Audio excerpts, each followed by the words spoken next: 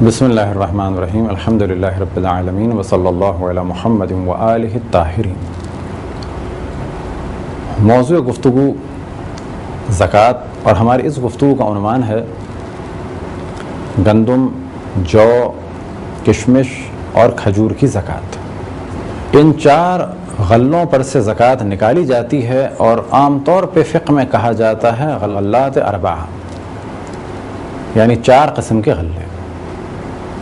ان پہ سے زکوٰۃ نکالنا واجب ہے۔ ایک سوال جو اعتراض کی صورت میں ذہن میں آتا ہے کہ ان چار پر سے زکوٰۃ واجب ہے، اور یہ چار وہ چیزیں ہیں کہ جو خاص علاقوں میں پائی جاتی ہیں، ان کے علاوہ دنیا میں بہت ساری فصلیں ہیں، مثال کے طور پہ جوٹ ہے، چاول ہیں، اسی طریقے سے گنا ہے، چقندر ہے، اور بہت ساری چیزیں ہیں، جبکہ ان پہ سے زکوٰۃ نکالنا واجب نہیں ہے۔ تو جواب یہ ہے کہ ان پہ سے زکوٰۃ نکالنا واجب ہے، یعنی جب بھی یہ نصاب پر پہنچ جائیں تو ان کی زکوٰۃ نکالی جائے گی۔ اور ان چیزوں پر سے زکوٰۃ واجب نہیں ہے لیکن خمس واجب ہے۔ فرق کیا ہے دونوں میں؟ فرق یہ ہے کہ زکوٰۃ نصاب پر پہنچنے کے بعد فوراً نکالی جائے گی اور اس کی مقدار کم ہے۔ خمس کے لیے کوئی بھی نصاب کی شرط نہیں ہے، لیکن خرچے کے بعد، خرچہ کم کرنے کے بعد اور سال گزرنے کے بعد اس پہ سے خمس نکالا جائے گا، یعنی پانچواں حصہ۔ تو اب یہاں پر ذہن میں رہے کہ ان چیزوں پر سے ایک سال کا خرچہ ایک سال گزرنے کے بعد اور تمام خرچہ جو جائز قسم کا ہے، جو خمس میں ہم نے بیان کیا، اس کو مائنس کرنے کے بعد 1/5 نکلے گی، اور زکوٰۃ اگر نصاب پر پہنچی ہوئی ہو تو بغیر خرچہ مائنس کیے ہوئے فوراً ہی اس کی زکوٰۃ نکلے گی 1/40۔ اگر اس تناسب کو ذہن میں رکھا جائے تو بہت ہی واضح جواب ہے کہ باقی فصلوں پر سے بھی اللہ سبحانہ و تعالیٰ کے لیے مال نکالنا ہے، لیکن ان کا مصرف خاص ہے۔ اب کسی کے ذہن میں یہ آئے کہ ان میں سے تو فقراء کے لیے نہیں ہے، فقط سادات کے لیے ہے، تو جواب یہ ہے کہ ان میں سے سادات کے لیے ہے، لیکن امام وقت یا مجتہد کے پاس اجازت ہے، یعنی امام اپنے زمانے میں اور مجتہد غیبت کے زمانے میں اس مال کو خرچ کر سکتے ہیں مسلمانوں کے دیگر امور کے لیے، لیکن زکوٰۃ کے جو مصارف ہیں وہ خاص ہیں، انہیں میں خرچ کرنا ہوگا۔ تو پہلے مرحلے میں جانب توجہ رہے کہ ان چار چیزوں پہ سے زکوٰۃ نکالنا واجب ہے، اور جیسے ہی فصل تیار ہو جائے، اور عام طور پر ابھی گفتگو ذرا کمپلیکیٹڈ بھی ہے اور اسے بیان کرنا ضروری بھی ہے کیونکہ یہ ایک اسلام کا اہم ترین موضوع ہے، لیکن عام طور پہ جو ہمارے سننے والے ہیں، جو شہروں میں رہتے ہیں، ان کا اس سے کوئی تعلق نہیں ہے، اور جو لوگ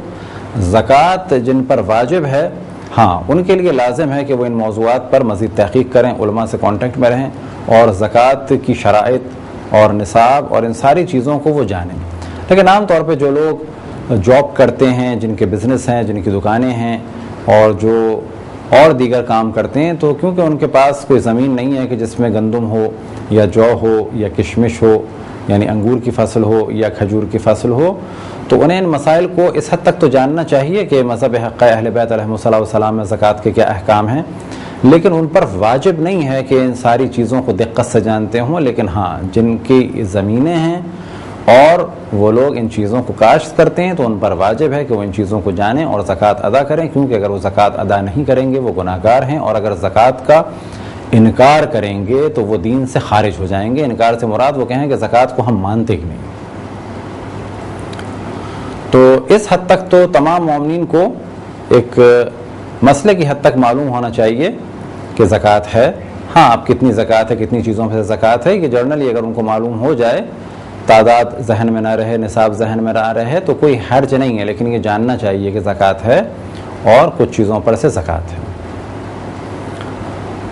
تو ان غلات اربعہ یعنی گندم اور جو اور کشمش اور کھجور کی زکوٰۃ کے لیے جو نصاب ہے وہ ہے تقریباً 300 صاع، اور ایک صاع تقریباً 3 کلو سے کچھ کم ہے۔ اب یہاں پر ذہن میں رکھیں، جب کہا جائے کہ 1 صاع گندم یا جو نکالو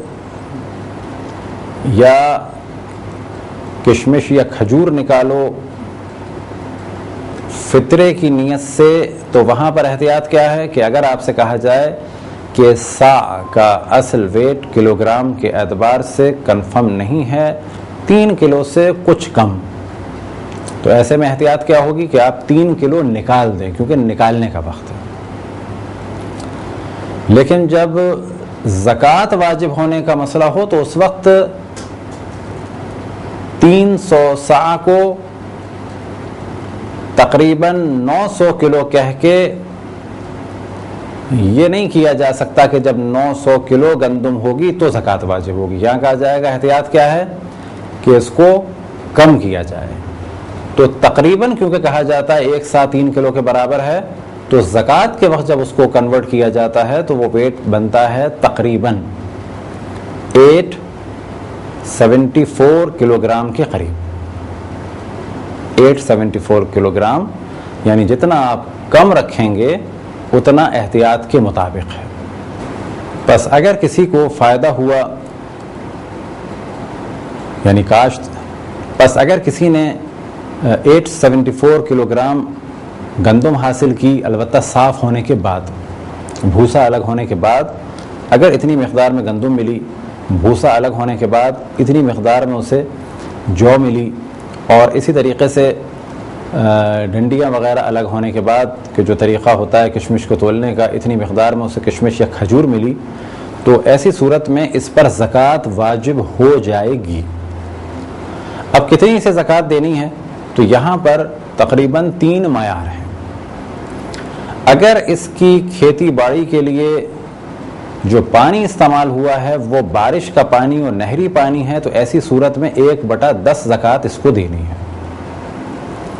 1/10 زکوٰۃ اسے دینی ہے، یعنی اس کا 10واں حصہ۔